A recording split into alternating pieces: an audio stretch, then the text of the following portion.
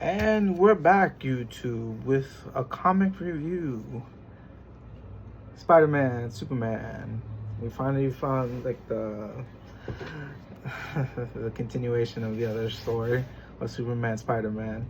And I gotta say, I like this one a lot better. Like the other one was they both do the same thing of like introducing characters together, and they give more of a dialogue than anything. But this one was just like a lot funner. Um, the first issue, the first part of it is Superman and Spider-Man trapped in a cave again. Where they like talk about their weaknesses and how it works on them. Then you get an introduction of basically the villains. um, this one was cute because it gets to a point where they talk about their weaknesses and how it works on them, and then it ends with them talking about like their relationship to like people and like what's special about what's inside Peter's belt, which is it's like Superman understanding Spider-Man for a little more than just being Spider-Man, like because Venom gets attached to him, so he learns more about Peter, like in a sense. And then they start talking about like spending time with their aunts and stuff like that, and they end up doing it. It's a cute story, and I think it was really nice. The second story, it's the Spider Noir story where like he meets like classic Superman, like the one that can't fly. He's just only able to leap. That one,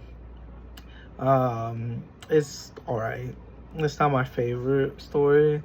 It's more like Spider-Man tries to like stop Luthor, and he's like, "I'm gonna end this," and then Superman just stops him and is like, "Nope, you're not killing him." But it ends in a funny way where it's like Jameson complaining about it. At least I think it's Jameson. I never said his name. The Gwen Stacy story with Alana Lang is funny because this is like two girls just chatting about their boyfriends or like what they are. And it's like just a funny little story about them, just like what inspires them from Superman and Spider-Man. For some reason, I can never call them Clark and Peter. But it's like a cute story. Like they both have like their attitude and how they work, and then they just like, oh, this guy is special. Yeah, I don't know why, but like he's just super special. And then the final, well, it's not the final story. I think this one is my favorite story.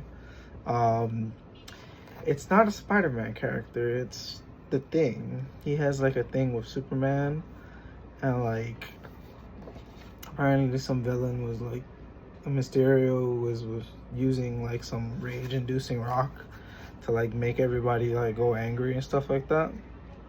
Um, but this was cool. This was like them like talking about like how you don't need to rage all the time, and like sometimes it's just better to talk things out. And honestly, it was like a nice issue. It was like Superman meeting someone who was like kind-hearted, like the Thing, and it was like completely different from like the usual like, oh, okay, yeah. And then they have more of that in these issues where it's like instead of just meeting Spider-Man characters, you meet other characters that are part of like the Marvel and DC mythos. Like there's like a funny bit in here where like Ghost Spider meets Supergirl, and like it's cute because it's like, okay, I don't like you and I don't like you either, or whatever, and then like arguing it with each other, and then like they kind of sort of get each other in like a weird sense. It ends with them just like kind of like, yeah, no, this person's cool.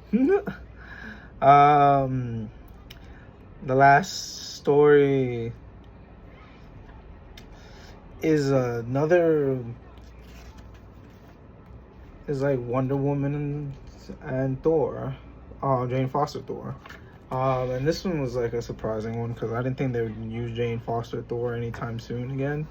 After they turned her into Valkyrie, but they have like a moment of like them talking about like why Jane Foster is actually good, like a like a like a important superhero, instead of like her thinking like, nah, like, yeah, you're nobody. No, it's like, no, you're somebody great. You don't have to worry about that.